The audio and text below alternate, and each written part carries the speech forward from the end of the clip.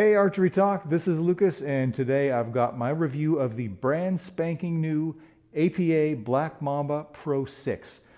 This bow review will come out, I believe, on the same day that the bow has dropped, so it is as new can be.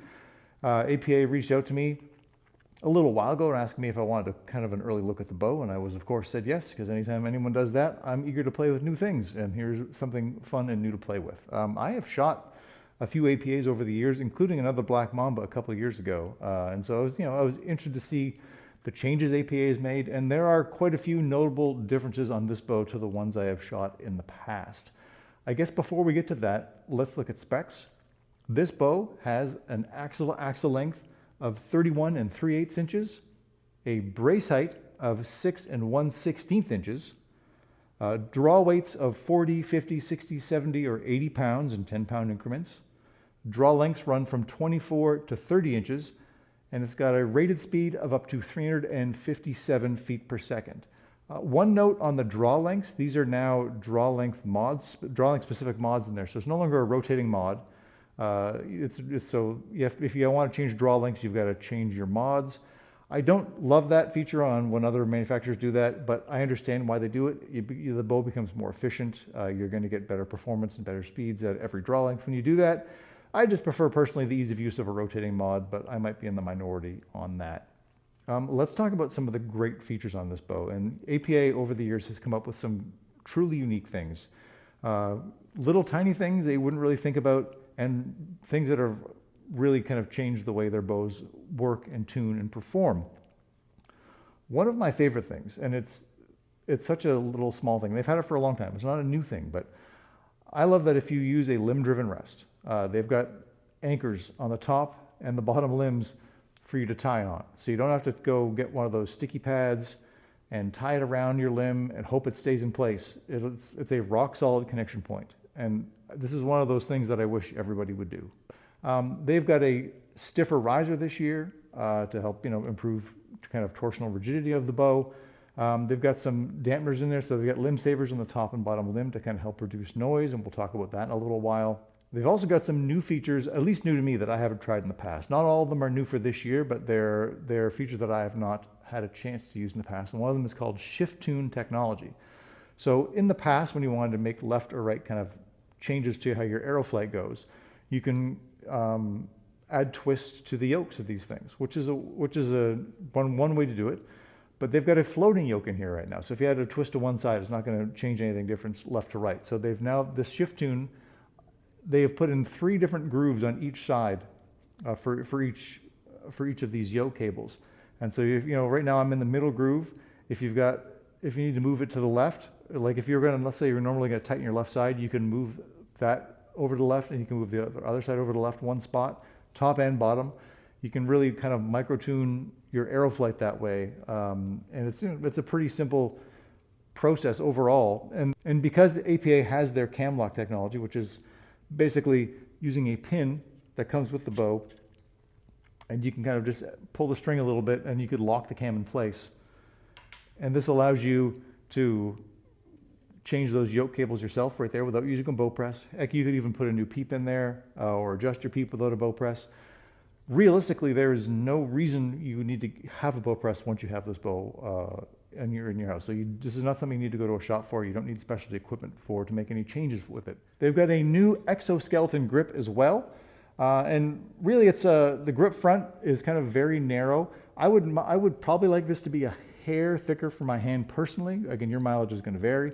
But they've also got a built-in groove on the front, so you can run your fingers or hold your fingers in there for like just a bit of repeatability if that's something you have a little problem with. I tend to not run the pads of my fingers inside there. I just don't want to add any torque to the front of the bow. I just very delicately will touch my fingers to the front of the riser.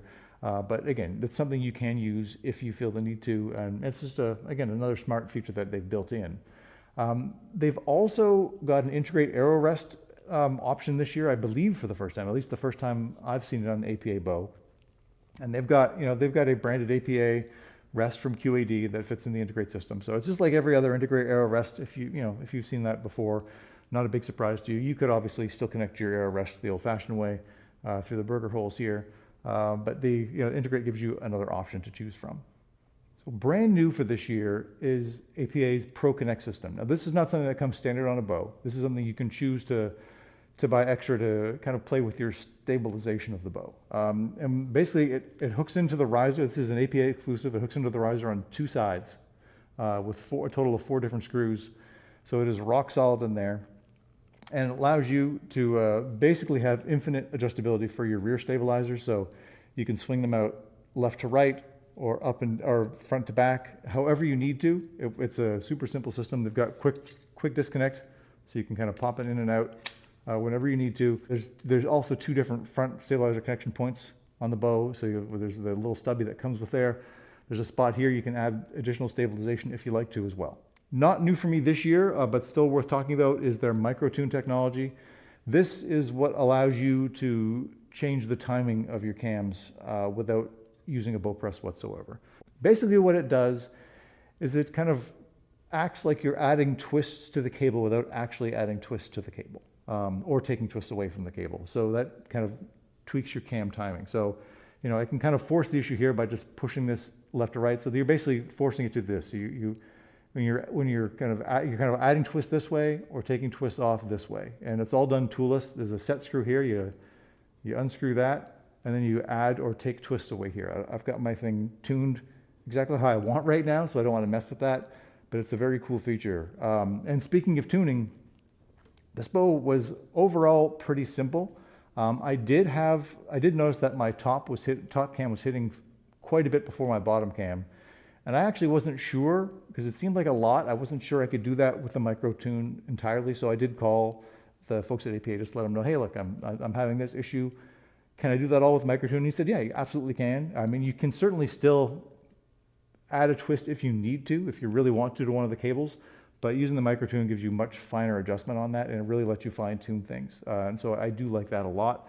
They don't recommend using a drawboard. So they want you preferably to actually physically draw your bow back and either look and have a mirror beside you to see if the top and bottom cams are hitting at the same time or not, or have a friend help you out with that. It's a little inconvenient than compared to using a drawboard, but it's at least it's something that APA wants people to do, so I figure I will spread the word on that.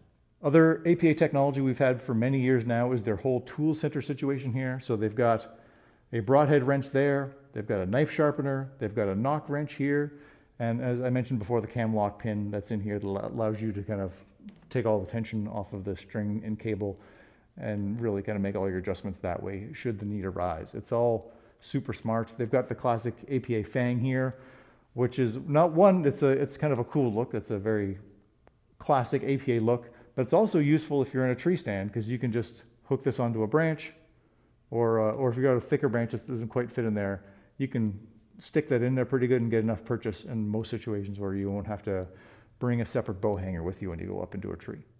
I think now we'll talk about draw cycle, and I recorded a video a few minutes ago walking you through the draw cycle of the APA Black Mamba Pro 6.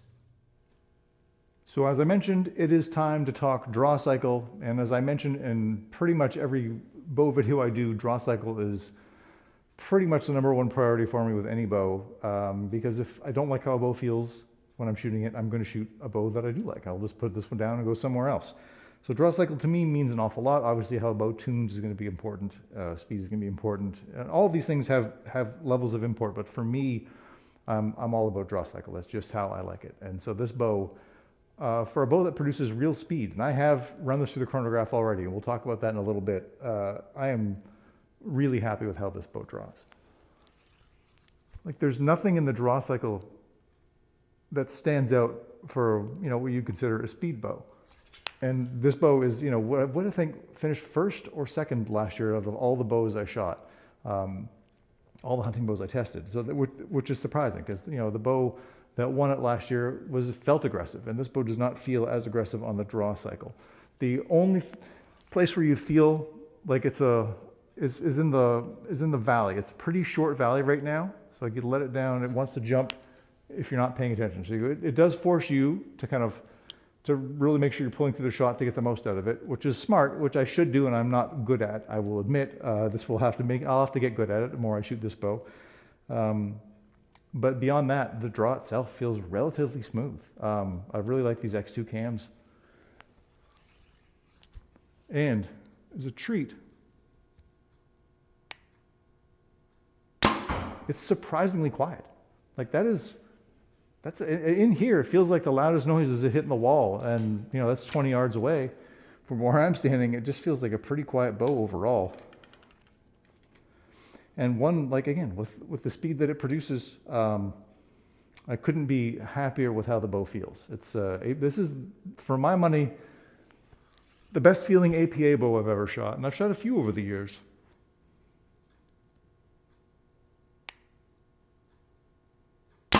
But this one just feels better to me. So as I mentioned in that little video, I did run this through the chronograph already, and I have this bow set up currently with about 30 and 1/8 inches of draw length. It's pretty much bang on to 30, and 70 pounds of draw weight when I ran it through the chronograph. I've since backed it up to 65 pounds for day-to-day shooting, but for the chronograph purposes, I had this at 70. It came maxed out right from APA at more like 72.5, almost 73 pounds. So I did back it out a little over half turn to get it down to 70 initially.